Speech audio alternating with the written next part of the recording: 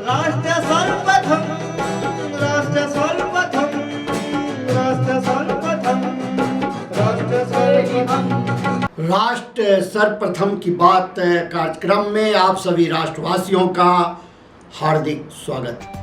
भारतीय सेना का वार्षिक हथियारों का प्रदर्शन और प्रशिक्षण अभ्यास एक्सरसाइज तोपची देवलाली में स्कूल ऑफ आर्टिलरी की ओर से आयोजित किया गया। कांग्रेस नेता राहुल गांधी के नेतृत्व में रविवार 14 जनवरी यानी आज से भारत जोड़ो न्याय यात्रा की शुरुआत हुई। न्याय का हक मिलने तक के नारे के साथ मणिपुर रवाना हुए कांग्रेस नेता। उत्तर प्रदेश के मुख्यमंत्री योगी आदित्यनाथ ने अयोध्या धाम में नवनिर्मित मंदिर में भगवान श्री राम लला की मूर्ति की प्राण प्रतिष्ठा से पूर्व विभिन्न कार्यक्रमों में हिस्सा लेते हुए ई वाहनों को हरी झंडी दिखाई। राष्ट्रीय राजधानी दिल्ली में भीषण ठंड के कारण स्कूल बंद कर दिए गए थे, जो अब सोमवार 15 जनवरी से खुलने जा रहे हैं। दिल्ली में सोमवार से फिजिकल स्कूल शुरू हो जाएंगे। इसी के साथ दिल्ली के स्कूलों में विंटर वेकेशन 14 जनवरी को खत्म हो जाएगा। भारतीय वायुसेना air chief marshal VR Chaudhari ने कहा कि युद्ध के समग्र परिदृश्य की चुनौतियों का सामना करने के लिए भारतीय सशस्त्र बलों ने बदलते समय के साथ स्वयं को बदला है। महाराष्ट्र के मुख्यमंत्री एकनाथ शिंदे ने 2020 में पालघर जिले में भीड़ के हाथों मारे गए 2 साधुओं सहित 3 व्यक्तियों के परिवारजनों को 5-5 लाख रुपए के चेक सौंपे। विश्व हिंदू परिषद ने कहा कि वरिष्ठ कांग्रेस नेता एवं लोकसभा की पूर्व अध्यक्ष मीरा कुमार को अयोध्या में 22 जनवरी को होने वाले राम मंदिर की प्राण प्रतिष्ठा समारोह में शामिल होने के लिए औपचारिक रूप से आमंत्रित किया गया है। देश के कई शहरों में खराब मौसम के कारण बेंगलुरु के केम्पेगौड़ा अंतर्राष्ट्रीय हवाई अड्डे से रविवार को 44 उड़ानों के प्रस्थापन में देरी हुई। राष्ट्रीय राजधानी में रविवार सुबह भी कड़ाके की ठंड जारी रही। इस दौरान न्यूनतम तापमान गिरकर 3.5 डिग्री सेल्सियस पर पहुंच गया, जो इस सर्दी का सबसे कम तापमान है। दिल्ली में 32 और नए प्रतिष्ठान 24 घंटे सेवाएं देंगे। उपराज्यपाल वीके सक्सेना ने 32 और प्रतिष्ठानों को 24 घंटे खोलने की मंजूरी दी है। जैसे जैसे 22 जनवरी को श्री राम मंदिर में रामलला की प्राण प्रतिष्ठा समारोह का समय नजदीक आ रहा है, वैसे वैसे पूरे देश का माहौल राममय हो रहा है। इस अवसर पर दिल्ली के मंदिरों में जहां तैयारी जोर शोर से जारी है, भक्तों के बीच श्री राम ज्योत, अक्षत व प्रसाद भी मंदिरों द्वारा वितरित किया जा रहा है। इसी क्रम में श्री सनातन धर्म मंदिर मानसरोवर गार्डन से प्रधान गौरी शंकर एवं पुजारी ललित जी द्वारा नेशनल टीवी चैनल सर्वधर्म संगम के दिल्ली प्रदेश न्यूज हेड ललित सुमन को प्रभु श्री राम के अक्षत प्रसाद आदि भेंट कर 22 जनवरी को मंदिर पधारने का निमंत्रण दिया गया। वहीं दूसरी ओर प्रधानमंत्री नरेंद्र मोदी द्वारा किए जा रहे 11 दिन के कठिन व्रत देशवासियों को प्रेरणा देने का काम कर रहे हैं। प्रधानमंत्री सहित प्रतिष्ठा अनुष्ठान के सभी यजमानों को 11 दिन का सात्विक आहार संबंधी व्रत रखना है। प्रधानमंत्री मोदी से प्रभावित होकर भाजपा के वरिष्ठ सिख नेता और राष्ट्रीय प्रवक्ता आरपी सिंह ने भी 11 दिनों तक केवल तरल आहार ग्रहण करने का व्रत लेने का निर्णय लिया है। वरिष्ठ नेता सिंह ने इस निर्णय की जानकारी सोशल मीडिया एक्स के अपने पेज पर दी। इसके अतिरिक्त श्री राम और सिख धर्म के संबंध की जानकारी देते हुए कहा कि श्री गुरु ग्रंथ साहिब में परमात्मा की स्तुति के लिए राम रमा और राम राजे का उल्लेख भी 2533 बार हुआ है। एक राम अगर दशरथ के बेटे हैं तो एक राम हर प्राणी के अंदर आत्मा रूप में प्रकट है। राम जगत में भी व्याप्त हैं और एक राम पूरे जगत से अलग यानी संपूर्ण ब्रह्मांड के रचयिता हैं, ऐसा गुरु ग्रंथ साहिब में उल्लेख है। इंडिया दर्पण दैनिक हिंदी समाचार पत्र, DID न्यूज व राष्ट्र प्रथम मीडिया टीम की ओर से समस्त राष्ट्रवासियों को मकर संक्रांति की हार्दिक शुभकामनाएं। नई दिल्ली में पोंगल समारोह का आयोजन किया गया। इस दौरान प्रधानमंत्री नरेंद्र मोदी ने कार्यक्रम में प्रतिभाग किया। पीएम ने समारोह को संबोधित करते हुए सभी को पोंगल के पर्व की शुभकामना दी। पीएम ने कहा कि पोंगल के पवित्र दिन तमिलनाडु के हर घर से पोंगल धारा का प्रवाह होता है। उन्होंने कामना व्यक्त करते हुए कहा कि आपके जीवन में भी सुख, समृद्धि और संतोष की धारा का प्रवाह यूं ही निरंतर होता रहे। इसके साथ ही उन्होंने कहा कि संत तिरुवल्लुवर ने कहा है, अच्छी फसल, पढ़े लिखे व्यक्ति और ईमानदार व्यापारी, ये तीनों मिलकर राष्ट्र निर्माण करते हैं। उन्होंने पोंगल पर्व का महत्व बताते हुए कहा कि इसमें ताजी फसल को भगवान के चरणों में समर्पित करने की परंपरा है। इस पूरी उत्सव परंपरा के केंद्र में हमारे अन्नदाता, हमारे किसान हैं। आप सभी को पोंगल के पर्व की अनेक अनेक शुभकामनाएं। पोंगल के पवित्र दिन तमिलनाडु के हर घर से पोंगल धारा का प्रवाह होता है। मेरी कामना है उसी तरह आपके जीवन में भी सुख, समृद्धि और संतोष की धारा का प्रवाह निरंतर होता रहे। कल ही देश ने लोहड़ी का पर्व धूमधाम से मनाया है। माघ बिहू भी बस आने ही वाला है। मैं इन सभी पर्वों की सभी देशवासियों को बहुत बहुत बधाई देता हूं, शुभकामनाएं देता हूं। साथियों, यहां मुझे मेरे कई परिचित चेहरे नजर आ रहे हैं। पिछले साल भी हम सब तमिल पुथांडु के अवसर पर यहां मिल चुके हैं।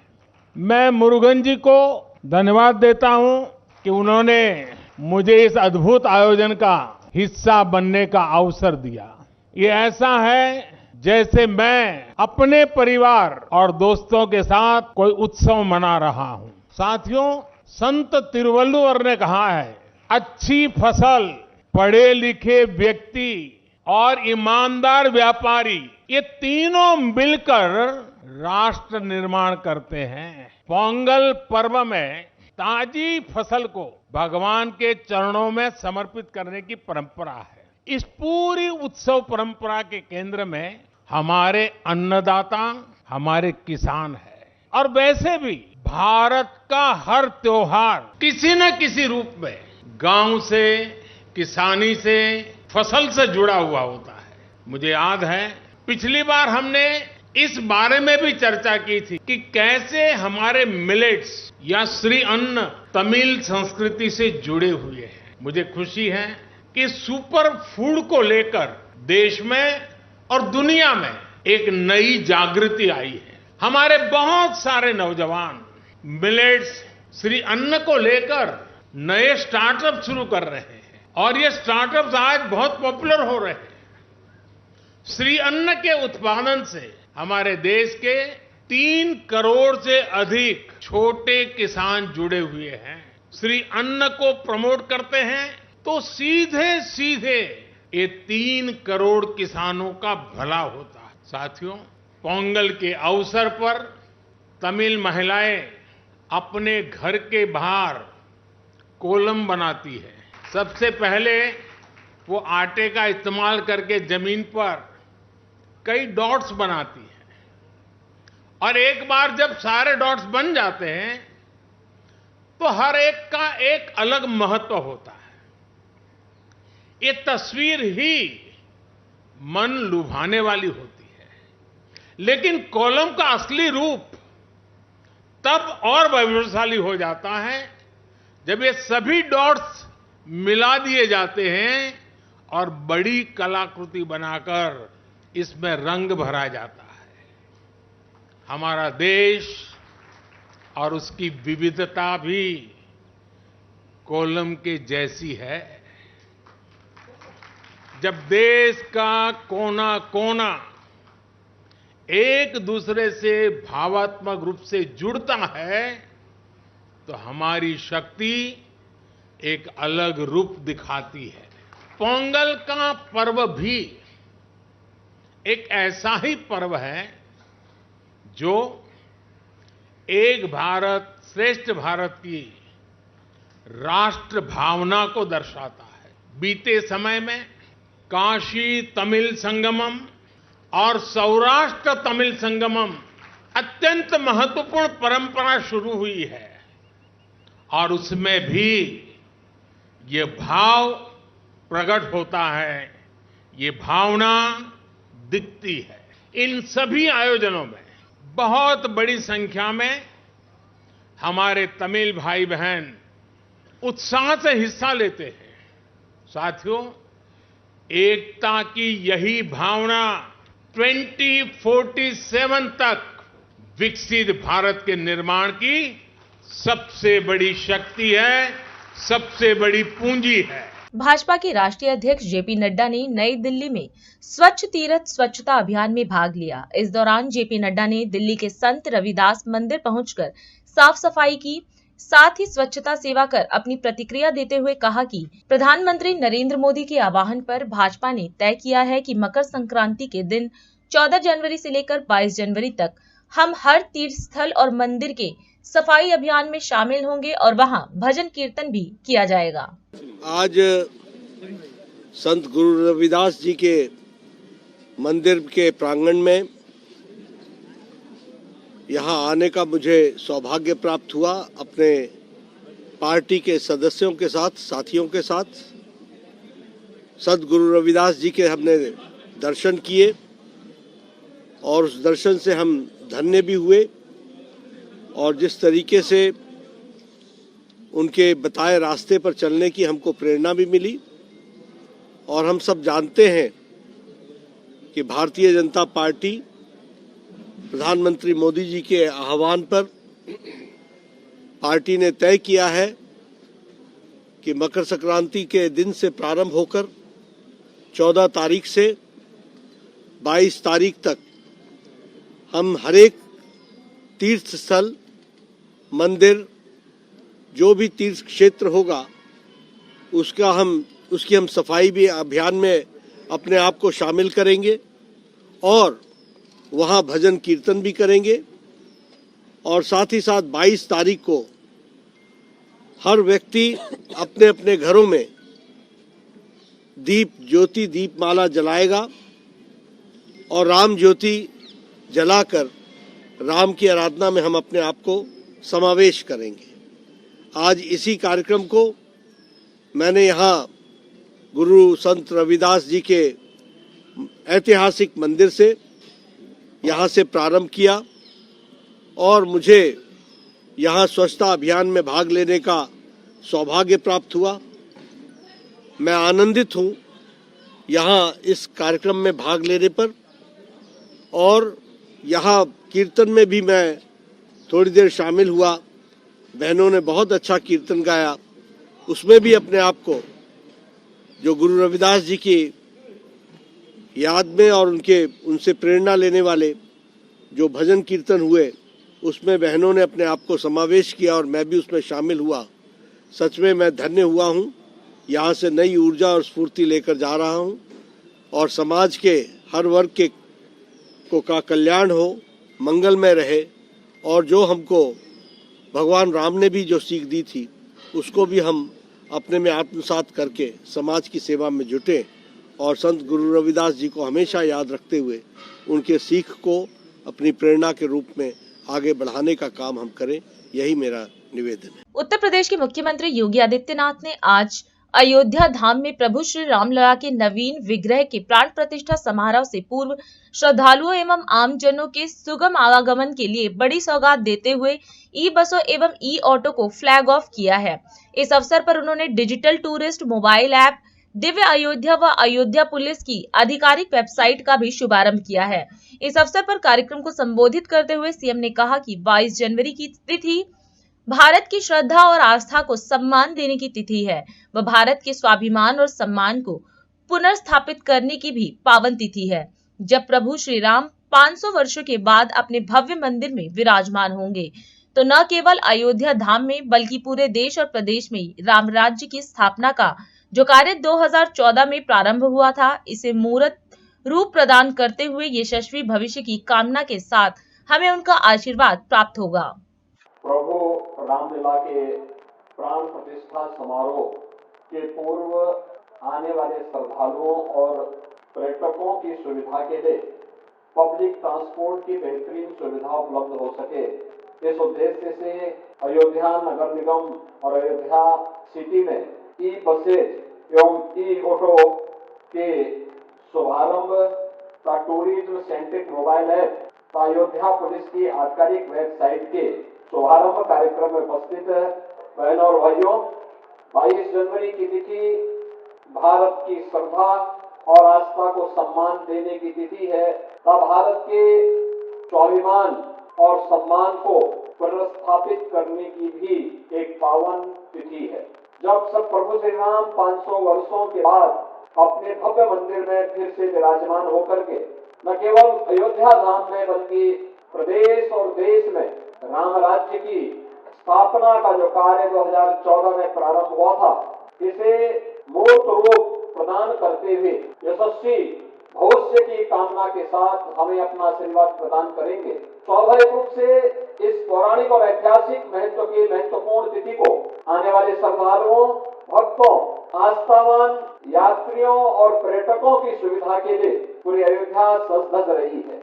यहाँ के इंफ्रास्ट्रक्चर का उद्घाटन प्रधानमंत्री मोदी जी ने 30 दिसंबर 2023 को पहले किया है। क्या कोई सोचता था कि अयोध्या में 4 लेन की सड़कें होंगी? आज आप अयोध्या में राम पथ, धर्म पथ, भक्ति पथ, जन्मभूमि पथ, इन सबको देखेंगे, हर कोई अभिभूत होगा। Multi level parking, Guptar Ghat से लेकर के राम जी की पेड़ी और नए घाट तक के घाटों के निर्माण, सूरज कुंड, भरत कुंड, इन सब के सुंदरीकरण के कार्यक्रम को देखेगा, हर व्यक्ति अभिभूत हो जाएगा। उसी श्रृंखला में आने वाले श्रद्धालुओं के लिए यहाँ पर अवस्थापना सुविधाओं के लिए अच्छे यात्री निवास, धर्मशालाओं का निर्माण, पर्यटन आवास गृहों का निर्माण, अच्छे होटल, टेंट सिटी, ये सब भी बन रही है या बन चुकी है। आने वाले यात्रियों को दिक्कत न हो, पब्लिक ट्रांसपोर्ट के लिए इलेक्ट्रिक बसेस, ई ऑटो और अन्य सुविधाएं यहाँ पर प्रारंभ हो। टूरिस्ट डिजिटल मैप के माध्यम से कोई भी आने वाला व्यक्ति, कोई भी आने वाला श्रद्धालु अयोध्या के एक एक स्थल को देख सके, उसका अवलोकन कर सके। कहाँ जन्मभूमि में है, कहाँ हनुमानगढ़ी है, कहाँ कनक भवन है, कहाँ मणिराम दास की छावनी है, कहाँ पर दिगंबर अखाड़ा है, कहाँ पर बड़े भक्तमाल का आश्रम है, कहाँ पर कौन सा आश्रम है, कहाँ राम जी की पीढ़ी है, कहाँ गुप्तार घाट है, कहाँ बड़ी देवकाली है।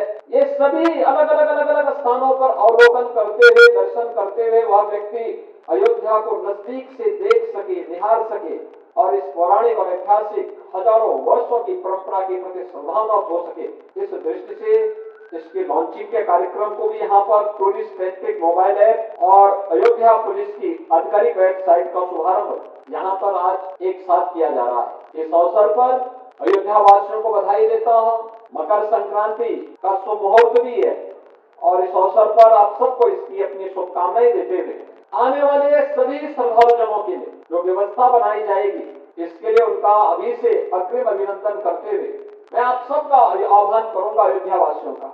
हजारों वर्षों के बाद यह अवसर आता है जब प्रभु की सेवा में हमें कुछ कर गुजरने का एक अवसर प्राप्त होता है और हर एक पीढ़ी को नहीं होता। हमारी पीढ़ी सौभाग्यशाली है इस दृष्टि से।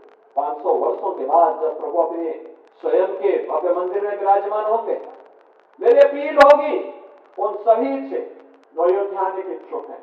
अयोध्या नव निर्माण के दौर से गुजर रही है, काफी इंफ्रास्ट्रक्चर यहाँ का चेंज हुआ है और भी अभी चेंज होने की प्रक्रिया में है। जब जिसको यहाँ पे बुलाया जाए, आमंत्रित किया जाए, उस दौरान आए तो उनको भी असुविधा नहीं होगी और यहाँ व्यवस्था से जुड़े हुए लोगों को भी असुविधा नहीं होगी। इस विश्वास के साथ मैं यहाँ पे टूरिस्ट विभाग को भी, नगर निगम को भी और अयोध्या के अपने सभी माननीय जनप्रतिनिधियों को भी हृदय से धन्यवाद देता हूं कि उन्होंने अयोध्या को सजाने संवारने में अपनी पूरी ताकत लगाई है। आप सबके प्रति मेरी शुभकामनाएं, आप सबको मकर संक्रांति की मेरी मंगलमय शुभकामनाएं हैं और 22 जनवरी को प्रभु श्री राम के भव्य प्राण प्रतिष्ठा कार्यक्रम के प्रति भी मेरी मंगलमय शुभकामनाएं आप सबके प्रति है। धन्यवाद। जय हिंद, जय जय सीताराम। अभी समय है एक ब्रेक का, हम चलते हैं ब्रेक पर, आप कहीं जाए नहीं, छोटा सा break. Powered by Kamal Buildtech Private Limited, fulfilling promises. With our professional team and experience of delivering projects, in past we guarantee you peace of mind and top quality work in an affordable price. Mother India पत्रिका की ओर से समस्त राष्ट्रवासियों को गणतंत्र दिवस की हार्दिक शुभकामनाएं। राष्ट्र सर्वप्रथम की बात कार्यक्रम में ब्रेक के बाद एक बार फिर आप सभी राष्ट्रवासियों का स्वागत। आज कांग्रेस अध्यक्ष मल्लिकार्जुन खड़गे ने राहुल गांधी को राष्ट्रीय ध्वज देकर भारत जोड़ो न्याय यात्रा का शुभारंभ किया। कांग्रेस अध्यक्ष मल्लिकार्जुन खड़गे ने इस यात्रा को हरी झंडी दिखाई। इस दौरान कार्यक्रम को संबोधित करते हुए खड़गे ने कहा कि आज इम्फाल से मुंबई तक दूसरी भारत जोड़ो न्याय यात्रा का शुभारंभ हो रहा है। उन्होंने कहा कि राहुल गांधी ने पहले भारत जोड़ो यात्रा में कन्याकुमारी से कश्मीर तक चले। इस यात्रा में गरीबों, महिलाओं, बच्चों, पत्रकारों, छोटे व्यापारियों से मिले। आज फिर से वे मणिपुर से मुंबई तक भारत जोड़ो न्याय यात्रा निकाल रहे हैं। अब राहुल जी की प्रोग्राम ऐसी है कि पहले तो कन्याकुमारी से कश्मीर तक था, हजारों किलोमीटर वो पैदल चले, गरीबों से मिले, महिलाओं से मिले, बच्चों से मिले, छोटे मोटे व्यापारियों से मिले, सबसे मिले और चलते चलते पहुंचे। आज फिर इम्फाल से वो मुंबई तक अपनी यात्रा, सेकेंड यात्रा कर रहे हैं। भाइयों, when Pandit Jawaharlal Nehru first visited Manipur, he described Manipur as the jewel of India. ये एक अलंकार है और मणिपुर के बारे में उन्होंने जो कहा वही बात इंदिरा गांधी जी ने कहा, वही बात राजीव गांधी जी ने कहा और इन सारे स्टेट को, आज जो 8 स्टेट है, इन सबको अगर किसी ने राज्य बनाया है, पंडित जवाहरलाल नेहरू जी, इंदिरा गांधी जी और राजीव गांधी जी ने इसके स्टेट के रूप में दिया और आज आप सभी लोग हर के इसमें है। तो इसीलिए ये मणिपुर की ऐसी भूमि है जो देश के आजादी के लिए लड़ी। हालांकि ये प्रिंसली स्टेट, ये 1949 में इसको आजादी मिली क्योंकि यहाँ के राजा को 2 साल तक लड़ते रहे, फिर बाद में ये भारत में विलीन हुआ और यहाँ के जो लोग हैं वो लड़ाकू है, बहादुर है और देश के एकता में हमेशा अपना हाथ जुड़ाते आए हैं।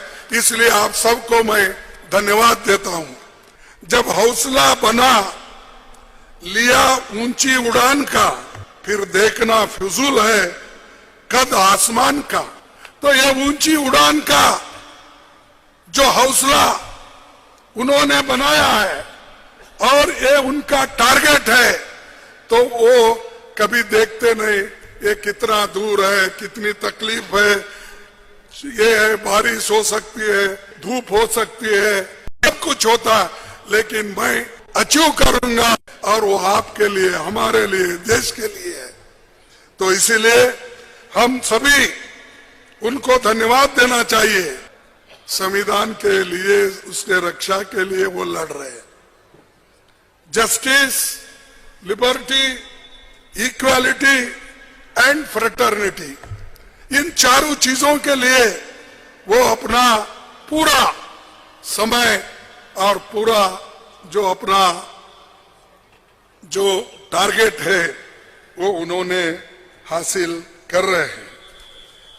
और दूसरी एक चीज कि यहां से जो जा रहे हैं, कम से कम इसमें 6000 वो चलेंगे, वो बस यात्रा से, पैदल से लोगों को ये मिलते रहेंगे।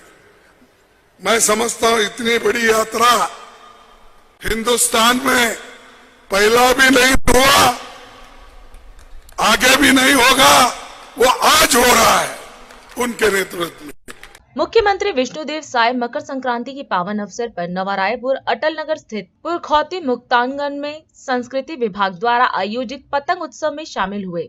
उन्होंने प्रदेशवासियों को मकर संक्रांति, पोंगल व लोहड़ी की शुभकामनाएं दी। मुख्यमंत्री ने कहा कि यह पर्व सूर्य उपासना का पर्व है। खर मास के बाद आज से शुभ कार्यों की शुरुआत हो रही है। इसके साथ ही सीएम ने यह भी बताया कि अयोध्या के श्री राम जन्मभूमि मंदिर में 22 जनवरी को रामलला की प्राण प्रतिष्ठा होने जा रही है। मुख्यमंत्री साय ने प्रदेशवासियों से आग्रह किया कि वे अपने आसपास के धर्म स्थलों, आस्था के केंद्रों, मंदिरों, गुरुद्वारों में सफाई का काम करें। प्राण प्रतिष्ठा के दिन 22 जनवरी को रात में घरों में दीप जलाएं। ऐसा उपाय करें, संपूर्ण वातावरण राममय हो जाए। आज पुरखोती मुक्तांगन के इस प्रांगण में मकर संक्रांति, पोंगल और अलग अलग समाज के द्वारा अलग अलग नाम से मनाते हैं।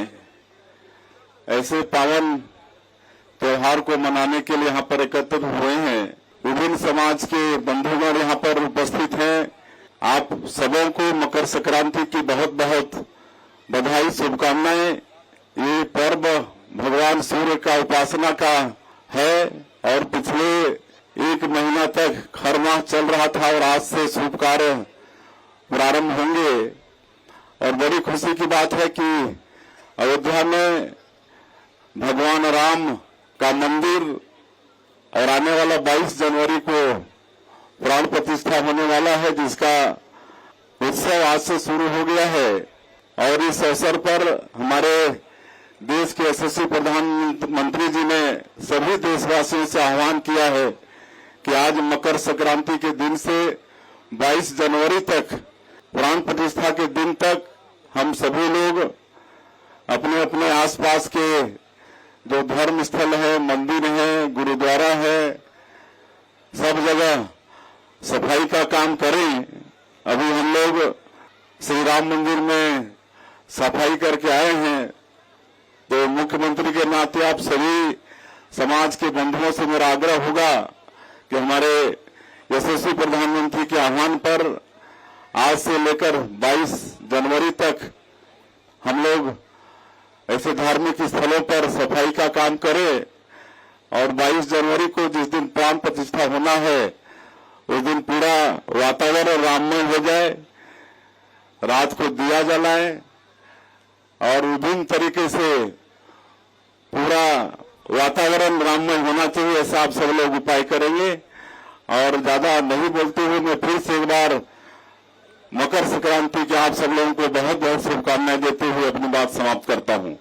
आज बहुत खुशी की बात है कि मकर संक्रांति, जिस दिन सूरज भगवान उत्तरायण से दक्षिणायन की तरफ जाते हैं और सभी शुभ कामों की शुरुआत होती है, ये छत्तीसगढ़ के मुक्तांगन से माननीय मुख्यमंत्री जी के हाथों अब ये छत्तीसगढ़ के विकास की शुरुआत हो रही है।